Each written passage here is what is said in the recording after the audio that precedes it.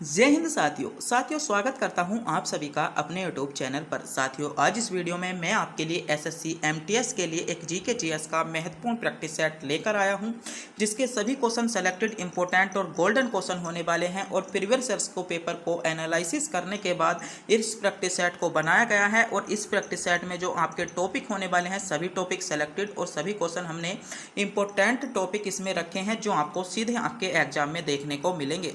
तो मेरे प्यारे साथियों, हमारा जो टारगेट है वह है आपका एसएससी एमटीएस में 75 में से 75 कराना। तो इस वीडियो को पूरा ध्यान से जरूर देखेगा। तो बिना टाइम गवाए करते हैं वीडियो को स्टार्ट। आपका पहला क्वेश्चन देखते हैं। पहला क्वेश्चन है आपका, जाकिर हुसैन का संबंध किस वाद्य यंत्र से है? ऑप्शन है आपके गिटार से है, वायलिन से है, शहनाई से है या आपका तबला से है। तो बताइए, आपको क्वेश्चन बताना होगा जाकिर हुसैन का संबंध किस वाद्य यंत्र से है। तो मेरे प्यारे साथियों, बात करते हैं जाकिर हुसैन की। तो पहले बात कर लेते हैं। तो जाकिर हुसैन को 2023 में आपका राष्ट्रपति द्रौपदी मुर्मू द्वारा क्या कर लिया गया है, पद्म विभूषण से सम्मानित भी किया गया है। तो बात करते हैं जाकिर हुसैन के संबंध की। तो जाकिर हुसैन का जो संबंध है मेरे प्यारे साथियों, आपका तबले से है, यानी डी विकल्प के साथ इसमें आपका बिल्कुल करेक्ट जवाब होगा, जिन बच्चों ने विकल्प डी को चुना है। अगले क्वेश्चन पर बढ़ते हैं। अगला क्वेश्चन है, भारत में न्यूनतम मजदूरी अधिनियम किस वर्ष में लागू किया गया था? तो इंपॉर्टेंट और सेलेक्टेड क्वेश्चन होने वाला है एसएससी एमटीएस के लिए, क्योंकि यह क्वेश्चन आपको एग्जाम में देखने को मिलेगा। ऑप्शन है आपके 1949, 1948, 1950 या 1951। तो मेरे प्यारे साथियों, अगर आप भी इन क्वेश्चनों का जवाब जानते हैं तो हमारे बताने से पहले कमेंट बॉक्स में भी बता सकते हैं। तो बताइए, क्वेश्चन आपसे पूछा गया है कि भारत में न्यूनतम मजदूरी अधिनियम। तो बात करते हैं न्यूनतम मजदूरी अधिनियम की। तो भारत में जो न्यूनतम मजदूरी अधिनियम आया था आपका 1948 में आया था, यानी बी विकल्प के साथ इसमें आपका बिल्कुल करेक्ट जवाब होगा, जिन बच्चों ने विकल्प बी को चुना है।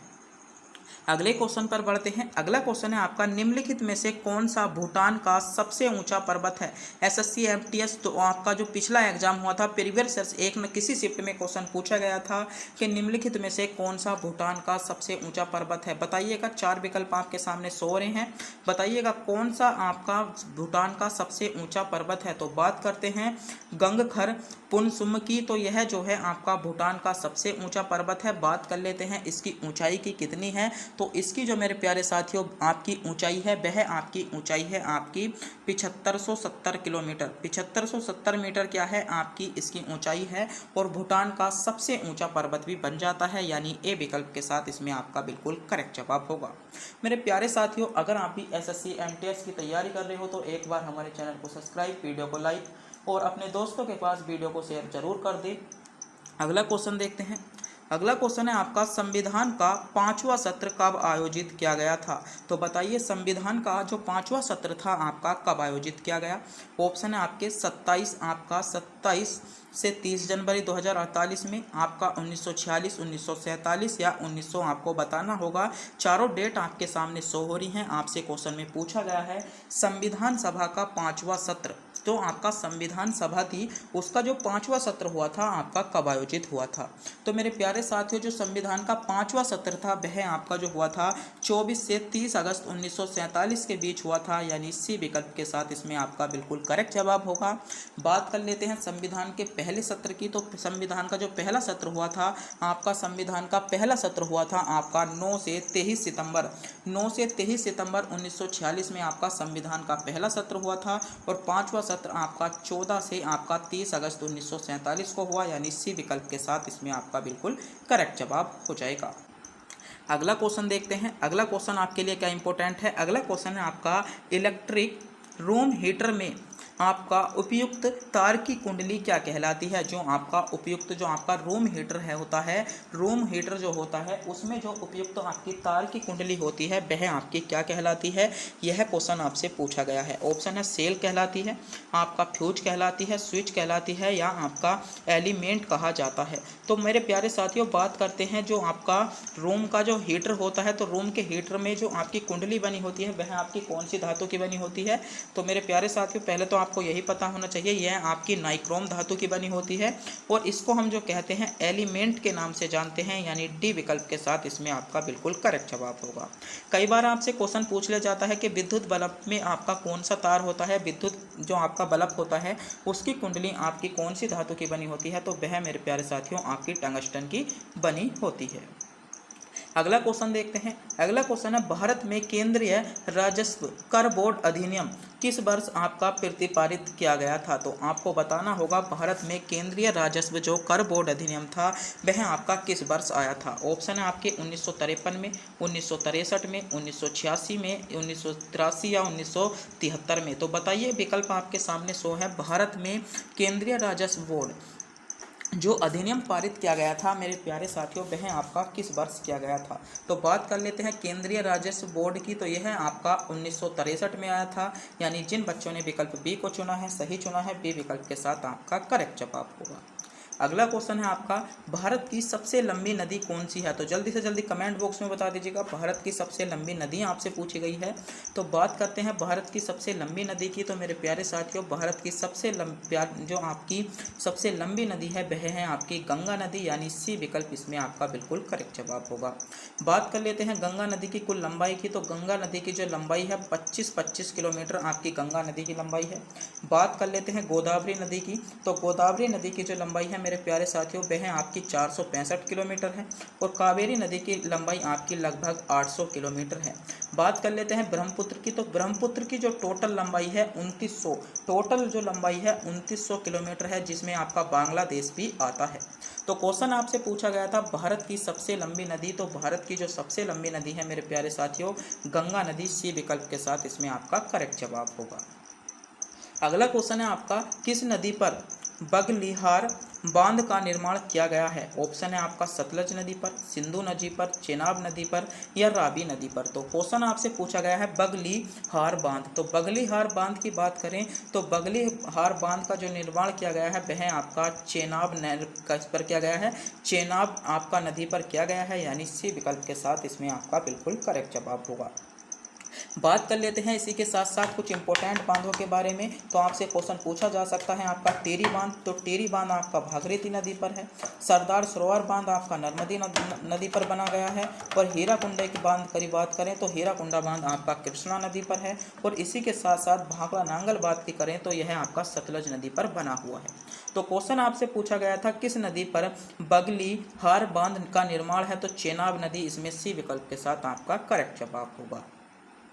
अगला क्वेश्चन देखते हैं। अगला क्वेश्चन है आपका वर्ष 1739 में करनाल का युद्ध नादिर शाह तथा निम्नलिखित में से किसके मध्य लड़ा गया था। ऑप्शन है आपके अकबर के, औरंगजेब के, मोहम्मद शाह के या मोहम्मद आपका शाह अब्दाली के मध्य। तो क्वेश्चन में मेरे प्यारे साथियों आपसे पूछा गया है, ध्यान से क्वेश्चन पढ़िएगा। वर्ष 1939 में 1739 में करनाल का युद्ध नादिर शाह और निम्नलिखित में से किसके मध्य लड़ा गया था। तो जो आपका करनाल का युद्ध हुआ था 1739 में वह आपका किसके मध्य लड़ा गया था, तो मेरे प्यारे साथियों नादिर शाह और किसके मध्य लड़ा गया था, तो आपका सही जवाब होगा मोहम्मद शाह के मध्य लड़ा गया था, यानी सी विकल्प के साथ इसमें आपका बिल्कुल करेक्ट जवाब होगा।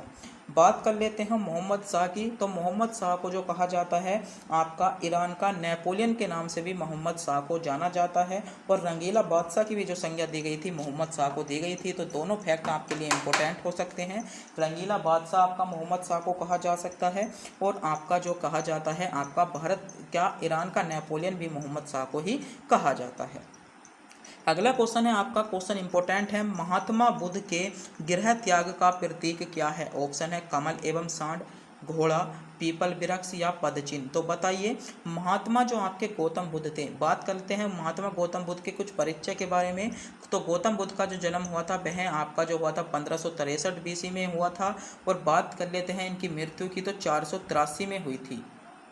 जन्म जो हुआ था वह आपका लुम्बिनी में हुआ था और इनके पिता कौन थे, तो सिद्धार्थ थे। क्वेश्चन मेरे प्यारे साथियों आपसे पूछा गया है कि आपका महात्मा बुद्ध के जो गृह त्याग का प्रतीक था वह क्या था, तो घोड़ा इनके गृह त्याग का प्रतीक था, यानी बी विकल्प के साथ इसमें आपका बिल्कुल करेक्ट जवाब होगा।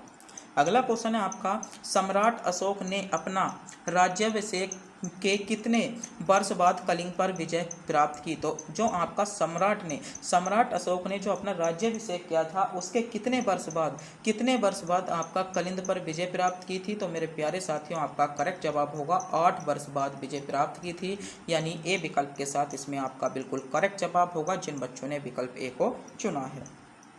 आगे क्वेश्चन देखते हैं। अगला क्वेश्चन है आपका तंजावुर में बृहदेश्वर मंदिर का निर्माण ने करवाया था? ऑप्शन है आपका राजेंद्र प्रथम ने, विजयालय ने, आपका राजा राम प्रथम ने या आदित्य प्रथम ने। तो क्वेश्चन पूछा गया है जो आपका बृहदेश्वर मंदिर है इसका निर्माण आपका किसने कराया? तो बात करते हैं बृहदेश्वर मंदिर की। तो मेरे प्यारे साथियों बृहदेश्वर मंदिर का निर्माण आपका जो कराया था राजा राम प्रथम ने कराया था, यानी सी विकल्प जिन बच्चों ने चुना है बिल्कुल सही चुना है। सी विकल्प के साथ इसमें आपका बिल्कुल करेक्ट जवाब हो जाएगा। अगला क्वेश्चन देखते हैं। अगला क्वेश्चन है निम्नलिखित में से कौन दिल्ली सल्तनत के दौरान गुप्तचर विभाग का प्रमुख था? ऑप्शन है वकील ए दर, वारिद ए मुमलिक, आपका मुमालिक या आपका दीवान ए अमीर कोहनी या अमीर ए दाग। तो बात कर लेते हैं दिल्ली सल्तनत के समय तो गुप्तचर विभाग का जो प्रमुख था वह मेरे प्यारे साथियों कौन था? तो बरीद ए आपका बरीद ए मुमलिक जो था वह आपका गुप्तचर के विभाग का प्रमुख था, यानी विकल्प बी के साथ इसमें आपका करेक्ट जवाब होगा। अगला क्वेश्चन है आपका अलाई दरवाज़ा का निर्माण किस सुल्तान के द्वारा करवाया गया? ऑप्शन है बलबन द्वारा, कुतुबुद्दीन ऐबक द्वारा, इल्तुतमिश द्वारा या आपका अलाउद्दीन खिलजी द्वारा। तो बात कर लेते हैं अलाई दरवाजे का निर्माण तो मेरे प्यारे साथियों आपका अलाउद्दीन खिलजी द्वारा कराया गया था, यानी डी विकल्प के साथ इसमें आपका बिल्कुल करेक्ट जवाब हो जाता है। अगला क्वेश्चन देखते हैं। अगला क्वेश्चन है निम्नलिखित में से कौन सा स्थान गंगा नदी के तट पर नहीं है? ऑप्शन है वाराणसी, हजारीबाग, कानपुर या आपका फाफावा। तो बताइए इनमें से कौन सा स्थान आपका ऐसा है जो मेरे प्यारे साथियों आपका गंगा नदी के किनारे पर नहीं है? तो जो आपका फाफामाऊ है यह आपका गंगा नदी के किनारे पर नहीं है, यानी डी विकल्प को चुनने वाले सभी बच्चों का जवाब बिल्कुल करेक्ट जवाब हो जाता है। अगला क्वेश्चन है आपका देवी लक्ष्मी की आकृति किस मुस्लिम शासक ने सिक्के पर अंकित की थी? ऑप्शन है आपके अलाउद्दीन खिलजी ने, अकबर ने, मोहम्मद गोरी ने या कुतुबुद्दीन ऐबक ने। तो देवी लक्ष्मी की जो आकृति किस आपका मुस्लिम शासक ने सिक्के पर अंकित की थी? तो वह आपका मुस्लिम शासक कौन था? तो मोहम्मद गोरी ने आपकी देवी लक्ष्मी की मूर्ति सिक्के पर अंकित की थी। अगला क्वेश्चन है आपका संविधान द्वारा निम्नलिखित में से किसने के लिए लोकसभा और विधानसभा सीटों में के आरक्षण का प्रावधान किया गया है? दिव्यांगों के लिए, अन्य पिछड़ा वर्ग के लिए, अनुसूचित जनजातियों के लिए या महिलाओं के लिए। तो संविधान सभा द्वारा निम्नलिखित में से आपका जो लोकसभा और विधानसभा सीटों का आरक्षण प्राप्त है वह आपका अनुसूचित जनजातियों को है, यानी सी विकल्प को चुनने वाले सभी बच्चों का जवाब बिल्कुल करेक्ट जवाब होगा जिन बच्चों ने विकल्प सी को चुना है। अगला क्वेश्चन है आपका निम्नलिखित भारतीय आपका गायकों में से किसका राग आपका सरित लिखा है? तो किसने राग सहित लिखा है? तो आपका चिंतमन रघुनाथ व्यास ने लिखा है, यानी सी विकल्प के साथ इसमें आपका सही जवाब है। अगला क्वेश्चन है आपका निम्नलिखित में से किस राज्य में आपका सबरीमाला श्रीधरम आपका संस्था मंदिर स्थित है? ऑप्शन है कर्नाटक में, तेलंगाना में, आंध्र प्रदेश में या केरल में। तो बताइए कहाँ पर स्थित है? तो मेरे प्यारे साथियों आपका सही जवाब होगा केरल में स्थित है, यानी डी विकल्प के साथ इसमें आपका करेक्ट जवाब होगा। अगला क्वेश्चन है आपको भारत के किस राज्य में बोरेल वन्यजीव अभ्यारण्य मिलेगा? ऑप्शन है कर्नाटक में मिलेगा, पश्चिम बंगाल में मिलेगा, उड़ीसा में मिलेगा या आपका असम में मिलेगा। तो कहाँ पर मिलेगा? तो यह जो आपका वन्य आपका अभ्यारण्य है यह आपको असम में मिलेगा। तो मेरे प्यारे साथियों आज के जो क्वेश्चन थे सभी क्वेश्चन सेलेक्टेड और इम्पोर्टेंट और गोल्डन क्वेश्चन थे, और ये क्वेश्चन जो थे आपके MTS के लिए इम्पोर्टेंट क्वेश्चन होने वाले थे। आगे क्वेश्चन पर बढ़ते हैं। अगला क्वेश्चन है प्रथम पैरालंपिक गेम कहाँ पर आयोजित किए गए थे? ऑप्शन है टोक्यो, रोम। तो कहाँ पर किए गए थे? आपके रोम में किए गए थे, यानी विकल्प बी के साथ आपका सही जवाब होगा। अगला क्वेश्चन है निम्नलिखित में से कौन सा प्रोटोजोआ नहीं है? तो बात की गई है प्रोटोजोआ की, तो प्रोटोजोआ इनमें से कौन सा नहीं है? तो मेरे प्यारे साथियों बताइएगा इनमें से कौन सा आपका प्रोटोजोआ नहीं है? तो फा जो है आपका प्रोटोजोआ नहीं है, यानी डी विकल्प आपका करेक्ट जवाब होगा। अगला क्वेश्चन है, भारत के संविधान में किस देश के संविधान से कोई विशेषता नहीं ली गई? तो बात करते हैं भारत के संविधान में, तो किस देश से विशेषता नहीं ली गई है? तो चीन से कोई भी विशेषता नहीं ली गई है। बी विकल्प आपका करेक्ट जवाब होगा। तो मेरे प्यारे साथियों, आज के जो क्वेश्चन थे सभी क्वेश्चन सेलेक्टेड इंपॉर्टेंट और गोल्डन क्वेश्चन थे जो आपके SSC MTS के लिए इंपॉर्टेंट होने वाले थे। तो मेरे प्यारे साथियों, अगर आपको वीडियो अच्छी लगी हो, वीडियो को लाइक, चैनल पर नए हो चैनल को सब्सक्राइब और अपने दोस्तों के पास वीडियो को शेयर जरूर कर दें। तब तक के लिए मिलते हैं अगली वीडियो में।